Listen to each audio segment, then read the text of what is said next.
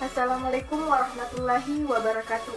Puji syukur kita panjatkan atas kehadirat Allah Subhanahu wa Ta'ala, karena atas berkat limpahan rahmat dan hidayahnya sehingga kita bisa melaksanakan aktivitas kita pada hari ini dalam keadaan sehat. Tak lupa pula kita kirimkan salawat serta salam kepada junjungan Nabi besar kita, yaitu Nabi Muhammad SAW. Nabi yang telah membawa kita dari alam kegelapan menuju alam yang terang benderang seperti yang kita rasakan pada saat ini. Sebelumnya, perkenalkan kami dari kelompok 5 yang beranggotakan 5 orang. Saya sendiri atas nama Andi Nurul Hidayah dengan NIM 190303043. Adapun anggota kelompok dari kelompok 5 yaitu Nur Halisa, Tuti Amelia, Ilda Nurdinaya, dan Yusri. Baiklah, di sini kami akan memaparkan materi tentang konsep The Great Transformation Karl Polanyi dan ekonomi sebagai konsep kelembagaan. Baiklah, di sini saya akan memaparkan materi tentang makna formal dan substantif ekonomi. Makna formal dan substantif ekonomi. Polanyi membedakan dua pengertian terkait istilah ekonomi. Yang pertama yaitu formal dan yang kedua yaitu substantif. Arti formal dari ekonomi diturunkan dari watak logis, hubungan antara sarana dan tujuan. Pengertian ini mengacu pada situasi khas soal pilihan, yaitu memilih pemakaian sarana yang berbeda dikarenakan keterbatasan sarana yang tersedia. Pengertian formalistik berakar pada logika matematis. Implikasi dari pengertian formal ini adalah serangkaian aturan yang menunjuk pada pilihan antara berbagai alternatif pemakaian dari sarana yang terbatas. Di sisi lain, pengertian substansif dari ekonomi diturunkan dari ketergantungan hidup manusia pada alam dan sesamanya. Ini menunjuk pada hubungan timbal balik dengan alam dan lingkungan sosial yang menyediakannya dengan sarana-sarana untuk memenuhi kebutuhan material. Karl Polanyi terhadap aliran formalis dan upaya membela makna substantif ekonomi difokuskan pada dua persoalan penting, yaitu yang pertama pilihan dan yang kedua kelangkaan. Kaum formalis berpendapat bahwa pilihan disebabkan ketidakcukupan, yaitu kelangkaan sarana atau scarcity situation. Polanyi lantas menyodorkan pandangannya bahwa pilihan dapat tetap ada, baik tersedia ataupun tidak tersedia, dengan sarana yang memadai. Pilihan moral misalnya diindikasikan dengan niat dari pelaku untuk melakukan apa yang benar. Relasi tujuan sarana bahkan menjadi urusan non-ekonomi. Selanjutnya yaitu persimpangan baik buruknya, misalnya yaitu subjek dan etika. Contohnya ketika Badu dihadapkan pada pilihan mencuri atau tidak mencuri, ia berada dalam sebuah persimpangan dan harus menentukan pilihan yang tidak mengabaikan kelangkaan. Badu harus memilih salah satu sebagai keputusan moral. Dengan demikian pilihan tidak niscaya menyatakan ketidakcukupan sarana, dan sebaliknya ketidakcukupan sarana tidak niscaya menunjukkan adanya pilihan atau kelangkaan. Bismillahirrahmanirrahim. Assalamualaikum warahmatullahi wabarakatuh. Perkenalkan, nama saya Nur Halisa, NIM 1903036. Di sini saya akan menjelaskan materi kelompok kami tentang membongkar nilai pasar atau modus keberkelanjutan. Nah, Polanyi tidak mengabaikan bahwa dalam semua tipe masyarakat faktor ekonomi senantiasa berperan. Sepanjang sejarah peradaban, manusia entah komunitas religius atau non-religius. Polanyi juga merumuskan beberapa atau tipe sistem pasar swasta, diantaranya yang pertama mengenai eksistensi pasar itu sendiri, dengan mengatakan bahwa sistem ekonomi dikendalikan dan diatur oleh pasar saja. Berarti terjadi identifikasi antara ekonomi dan pasar. Ekonomi tidak lain adalah sistem pasar itu sendiri. Implikasinya adalah modus-modus ekonomi di luar pasar dianggap tidak ada.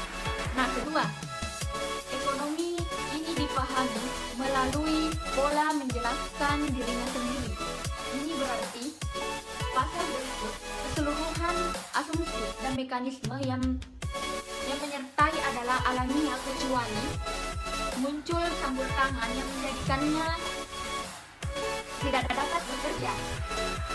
Agar sistem ekonomi pasar swasta dapat bekerja, seluruh barang dan jasa harus dijual di pasar. Ini berarti seluruh hasil produksi dimaksudkan untuk dijual di pasar dan seluruh pendapatan diturunkan dari penjualan. Dengan kata lain, terdapat pasar-pasar untuk seluruh elemen industri, bukan hanya barang dan jasa, melainkan juga bagi tenaga kerja.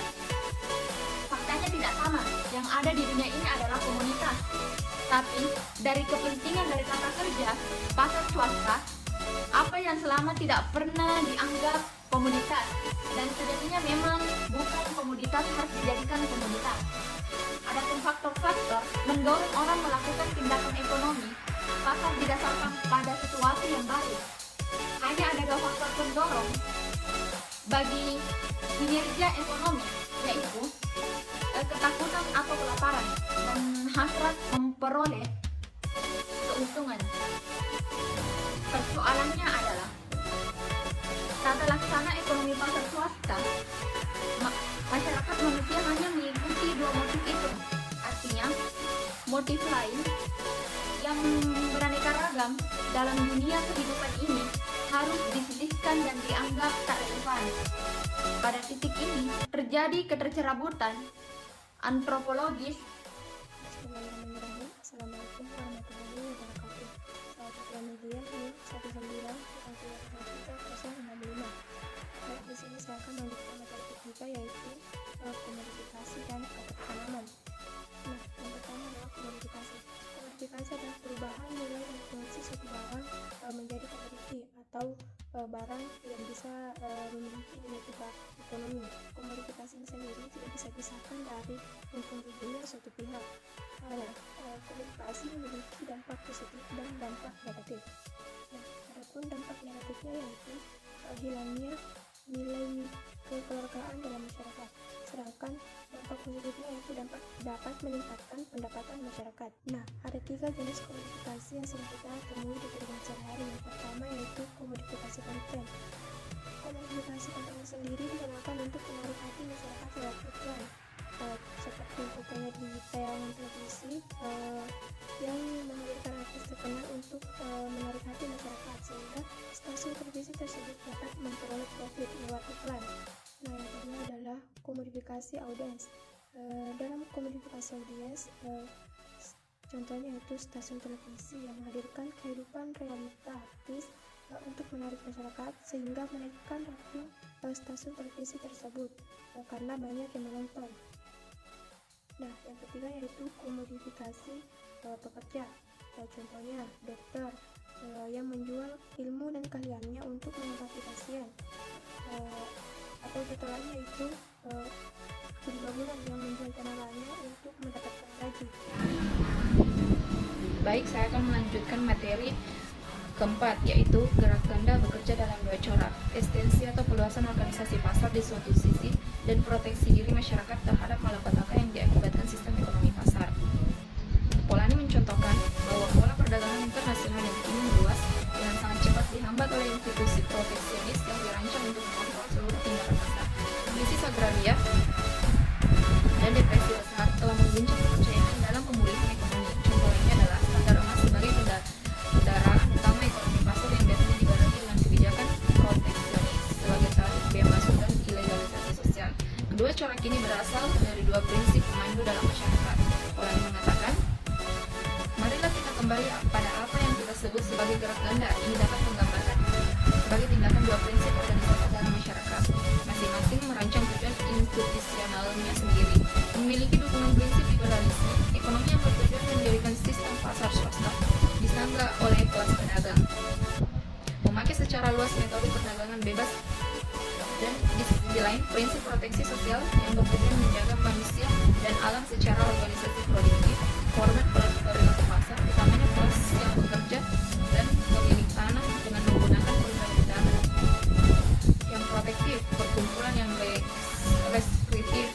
piranti investasi lain sebagai metodenya.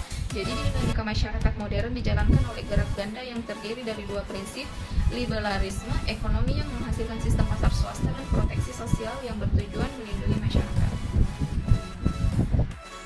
Assalamualaikum warahmatullahi wabarakatuh.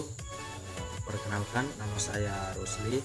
Di sini saya akan membahas tentang proyek menanam kembali ekonomi. Gagasan Polanyi tentang pertanaman memberi kerangka teoretik untuk memahami letak ekonomi dalam masyarakat. Setelah menunjukkan sifat alamiah sistem pasar swatata, Polanyi menunjukkan upaya meloloskan ekonomi dari relasinya dengan institusi-institusi sosial yang lebih luas, pada akhirnya untuk ketanaman menjadi hakikat ontologi yang memperkuat pengertian bahwa institusi mendahului individu, atau dalam pengertian Aristoteles yang keseluruhannya lebih utama dibanding yang sebagian. Dan di dalam bahasa Polanyi sendiri itu adalah kesatuan dan stabilitas. Nah, untuk memahami kompleksitas dalam masyarakat, dibutuhkan epistemologi yang mampu menjelaskan hubungan-hubungan yang ada secara rasional, yaitu konsep ekonomi sebagai proses terlembaga. Selanjutnya, ekonomi sebagai proses terlembaga menunjukkan pendekatan lingkup masyarakat Polanyi terhadap ilmu-ilmu sosial yang tidak berangkat dari individu melainkan dari masyarakat. Struktur adalah titik masuk ontologi yang dibingkai oleh kodrat ontologi bahwa ekonomi tertanam dalam relasi sosial. Metodologi pemahaman terhadap ekonomi sebagai proses terlembaga yang ditopang oleh bentuk-bentuk integrasi tertentu dalam menjelaskan mengapa satu sistem ekonomi tertanam sedangkan sistem ekonomi lain cenderung tercerabut dari struktur sosial yang lebih luas. Selanjutnya, Polanyi memandu kita menyusuri pengapnya situasi dan sempitnya ruang berpikir alternatif. Melalui proyek membongkar nalar kapitalisme, Polanyi menunjukkan pada generasi sekarang bahwa kapitalisme kontemporer sangat mungkin dikritik. Masa depan kapitalisme tak lain adalah proyek menanam kembali ekonomi, yaitu mengembalikan kinerja ekonomi substantif. Secara konkret, Polanyi memperhitungkan lembaga seperti keluarga, komunitas, lembaga agama, serikat pekerja, asosiasi profesi, hingga negara secara integratif.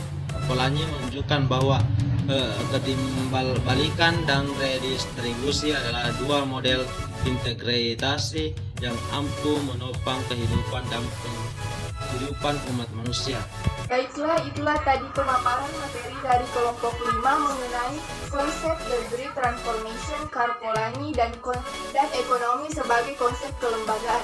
Lebih dan kurangnya mohon dimaafkan. Wassalamualaikum warahmatullahi wabarakatuh.